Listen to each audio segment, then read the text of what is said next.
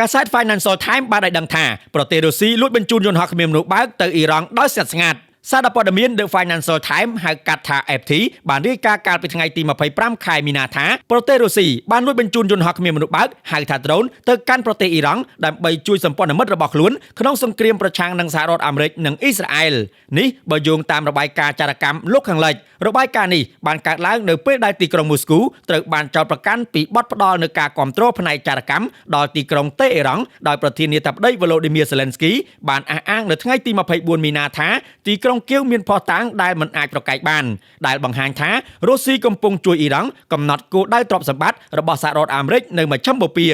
មន្ត្រីជាន់ខ្ពស់អ៊ីរ៉ង់និងរុស្ស៊ីបានចាប់ផ្ដើមពិភាក្សាជាសម្ងាត់អំពីការចែកចាយយន្តហោះគ្មានមនុស្សបើកថ្នាំពេទ្យនិងអាហារភ្លាមៗបន្ទាប់ពីសហរដ្ឋអាមេរិកនិងអ៊ីស្រាអែលបានចាប់ផ្ដើមការវាយប្រហារដោយសម្របសម្រួលប្រឆាំងនឹងអ៊ីរ៉ង់នៅចុងខែកុម្ភៈដោយមន្ត្រីពីររូបបាននិយាយសង្ខេបអំពីរបាយការណ៍ចារកម្មប្រាប់ FTក្រមមន្ត្រីបាននិយាយថាប្រទេសរុស្ស៊ីបានចាប់ផ្ដើមបញ្ជូនការដឹកជញ្ជូនយន្តហោះគ្មានមនុស្សបើកចាប់ពីដើមខែមីនាហើយជិតដល់ទីបញ្ចប់នៃការដឹកជញ្ជូនតាមដំណាក់កាលរបស់ខ្លួនការដឹកជញ្ជូនត្រូវបានរំពឹងថានឹងបញ្ចប់នៅចុងខែនេះនៅពេលដែលសួរអំពីការដឹកជញ្ជូនយន្តហោះគ្មានមនុស្សបើកអ្នកនាំពាក្យវិមានក្រំឡាំងលោក Dmitry Peskov បានកិច្ចវេះគាត់បានប្រាប់ FT ថាមានការក្លែងបន្លំជាច្រើនកំពុងកើតឡើងនៅពេលនេះរឿងមួយគឺជាការពិតយើងកំពុងបន្តការសន្ទនារបស់យើងជាមួយថ្នាក់ដឹកនាំអ៊ីរ៉ង់ការដឹកជញ្ជូនយន្តហោះគ្មានមនុស្សបើកនឹងតំណាងឲ្យជំនួយយោធាសាហាវជាលើកដំបូងដែលរុស្ស៊ីបានផ្ដល់ឲ្យអ៊ីរ៉ង់ក្នុងសង្គ្រាមជាមួយសហរដ្ឋអាមេរិកនិងអ៊ីស្រាអែលឥឡូវនេះនៅក្នុងសប្តាហ៍ទី4របស់ខ្លួនទីក្រុងមូស្គូបានបដិសេធការចោទប្រកាន់ថាបានផ្ដល់ការគាំទ្រផ្នែកចារកម្មដល់ប្រទេសអ៊ីរ៉ង់បើទោះបីជាមានរបាយការណ៍ជាច្រើនដែលថាវិមានក្រំឡាំងបានគ្រប់គ្រងឲ្យទីក្រុងតេអ៊ីរ៉ង់នៅព័ត៌មានអំពីទីតាំងនិងកន្លែងយោធារបស់សហរដ្ឋអាមេរិករួមទាំងនាវានិងយន្តហោះនៅមជ្ឈិមបូព៌ាក៏ដោយនាយក CIA លោក John Ratcliffe បានបញ្ជាក់កាលពីពេលកន្លងមកថា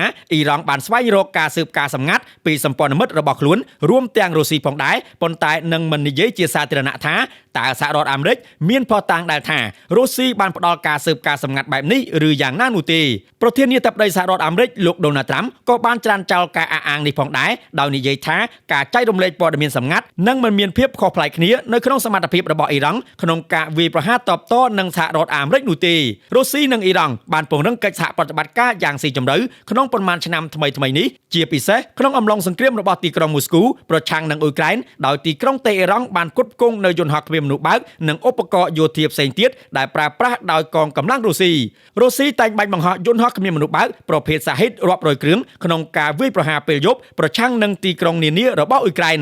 នៅក្នុងការវាយប្រហារនាពេលថ្ងៃដ៏កម្រមួយនៅថ្ងៃទី24ខែមីនាយន្តហោះគ្មានមនុស្សបើកកាមីកាស៊ីជាង500គ្រឿងបានកំណត់គោលដៅក្នុងតំបន់ទូទាំងប្រទេសអ៊ុយក្រែនបានក្លាយជាអ្នកជំនាញក្នុងការទប់ទល់យន្តហោះគ្មានមនុស្សបើករបស់អ៊ីរ៉ង់ដែលក្រុងគៀវបានផ្ដល់កម្ចីជំនាញដល់ប្រទេសនៅមជ្ឈិមបូព៌ាដែលឥឡូវនេះកំពុងប្រឈមនឹងការវាយប្រហាររបស់សាហ៊ីតជាទៀងទាត់ Zelensky បានសរសេរនៅលើ X នៅថ្ងៃទី25មីនាថាយើងកំពុងតែចូលរួមជាមួយនឹងបណ្ដាប្រទេសនៅមជ្ឈិមបូព៌ានិងឈូងសមុទ្រដែលឥឡូវនេះបង្ហាញពីចំណាប់អារម្មណ៍យ៉ាងខ្លាំងចំពោះបទពិសោធន៍របស់អ៊ុយក្រែនក្នុងការការពារប្រឆាំងនឹងយន្តហោះគ្មានមនុស្សបើកយើងឃើញរួចហើយថាមិនត្រឹមតែសាហ៊ីតដែលកំពុងតែត្រូវបានប្រើប្រាស់នៅក្នុងតំបន់ប៉ុណ្ណោះទេប៉ុន្តែវានឹងក្លាយជាភស្តុតាងកាន់តែច្រើនឡើងនៃការប្រើប្រាស់យន្តហោះគ្មានមនុស្សបើកប្រភេទ FPV ផងដែរ